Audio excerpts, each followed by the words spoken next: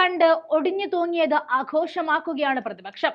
ലോക്സഭാ തെരഞ്ഞെടുപ്പിന് പിന്നാലെ നിയമസഭാ ഉപതെരഞ്ഞെടുപ്പുകളിലും ഇന്ത്യ സഖ്യം മികച്ച വിജയം നേടിയതോടെ നിർണായകമായ സംസ്ഥാന നിയമസഭാ തിരഞ്ഞെടുപ്പുകളിലേക്കാണ് ഇനി അടുത്ത ചുവടുവെപ്പ് നടത്തുന്നത്. മഹാരാഷ്ട്ര, ജമ്മു കാശ്മീർ, പിന്നാലെ എത്തുന്ന ബീഹാർ തുടങ്ങിയ വലിയ സംസ്ഥാനങ്ങളിലാണ് നിർണായകമായ നിയമസഭാ തിരഞ്ഞെടുപ്പുകൾ നടക്കുന്നത്.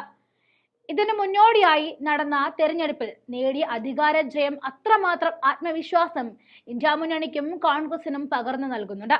ഉപതെരഞ്ഞെടുപ്പിൽ 11 ജയിച്ച ഇന്ത്യ സഖ്യം കരുത്ത് മുഴുവൻ പുറത്തെടുത്തപ്പോൾ 2 സീറ്റ് നേടിയ BJPക്ക് വലിയ തിരിച്ചടിയാണ് വോട്ടർമാർ നൽകിയത്.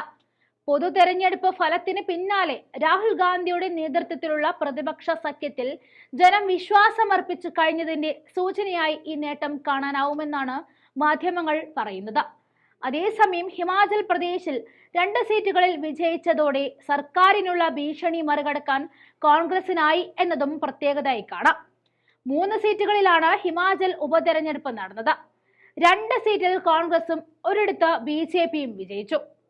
ദഹ്റയിൽ കോൺഗ്രസ് സ്ഥാനാർത്ഥിയും മുഖ്യമന്ത്രി സുഖ്വീന്ദർ സുഖിന്റെ ഭാര്യയുമായ കമലേഷ് താക്കൂർ 9399 വോട്ടുകൾക്ക് വിജയിച്ചത് BJPയുടെ സിറ്റിംഗ് MLA ഹോഷിയാർ സിംഗിനെ പരാജയപ്പെടുത്തിയതാണെന്നും ശ്രദ്ധേയമായി.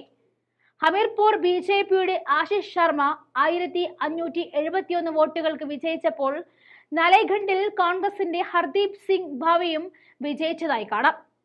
13 സംസ്ഥാനങ്ങളിൽ ബീഹാറിലെ റൂപൌലി, ബംഗാളിലെ റായ്ഗഞ്ച്, രണൻഗഡ് ദക്ഷിണ, ബാഗ്ദ, മണിക്തല, തമിഴ്നാട്ടിലെ വിക്രവണ്ടി, മധ്യപ്രദേശിലെ അമർവാര, ഉത്തരാഖണ്ഡിലെ ബദ്രിനാഥ്, മംഗളൂർ, പഞ്ചാബിലെ ജലന്ധർ വെസ്റ്റ്, ഹിമാചലിലെ ദഹ്റ, ഹാമിർപൂർ, നാലേഗഡ് എന്നിവിടങ്ങളിലാണ് ഉപതെരഞ്ഞെടുപ്പ് നടന്നത്.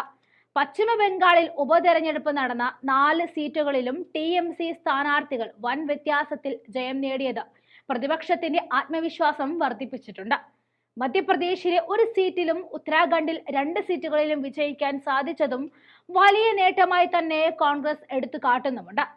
പഞ്ചാബിലെ ജലന്ധർ വെസ്റ്റിൽ 37,000-ലധികം വോട്ടിന്റെ ഭൂരിപക്ഷത്തിലാണ് AAP സ്ഥാനാർത്ഥി മോഹിന്ദർ ഭഗത് ജയിച്ചത്.